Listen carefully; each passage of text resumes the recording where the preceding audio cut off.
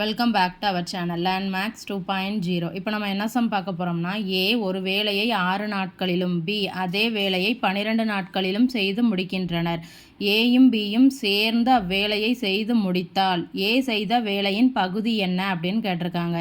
அதாவது ஏ வந்து 6 நாட்களில் ஒரு வேலையை முடிக்கிறாரு, அதே மாதிரி பி வந்து அதே வேலையை 12 நாட்களில் முடிக்கிறாங்க. இப்போ என்ன கேட்டிருக்காங்க, ஏயும் பியும் சேர்ந்து அந்த வேலையை செய்து முடித்தா அதில் ஏ செய்த வேலையின் பகுதி என்ன அப்படின்னு கேட்டிருக்காங்க. இப்போ அதுக்கு நம்ம ஃபஸ்ட்டு என்ன கண்டுபிடிக்கணும்னா, ஏயும் பியும் சேர்ந்து அந்த வேலையை எத்தனை நாட்களில் செய்து முடிச்சிருப்பாங்க அப்படிங்கிறத ஃபஸ்ட்டு கேல்குலேட் பண்ணணும். அதுக்கு இப்போ நம்ம என்ன ஃபஸ்ட்டு கண்டுபிடிக்கணும், ஏயின் ஒரு நாள் வேலை தேவைப்படுமா. ஏ வந்து எத்தனை நாட்களில் அந்த வேலையை முடிக்கிறாங்க, 6 நாட்களில். அதாவது 6 நாட்களில் ஒரு வேலையை முடிக்கிறாங்க. ஸோ அப்போ ஏயின் ஒரு நாள் வேலை வந்து 1/6. அதே மாதிரி பி வந்து 12 நாட்களில் ஒரு வேலையை முடிக்கிறாங்க. ஸோ பியின் ஒரு நாள் வேலை வந்து 1/12.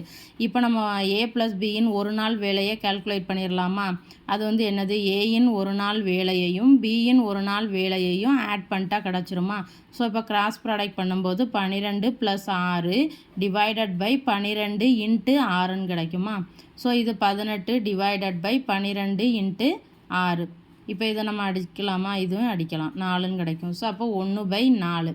அப்போ ஏ ப்ளஸ் பியின் ஒரு நாள் வேலை வந்து 1/4னா ஏ ப்ளஸ் பி வந்து ஏயும் பியும் சேர்ந்து எத்தனை நாட்களில் அந்த வேலையை முடிப்பாங்க, 4 நாட்களில். இப்போ நமக்கு என்ன கேட்டிருக்காங்க, இந்த 4 நாட்களில் ஏ செய்த வேலையின் பகுதி மட்டும் கேட்டிருக்காங்க. அப்போ ஏயின் ஒரு நாள் வேலை நம்ம என்ன கால்குலேட் பண்ணி வச்சுருக்கோம், 1/6. ஒரு நாள் வேலை 1/6னா × 4 நாள் வேலை கால்குலேட் பண்ணிடலாமா.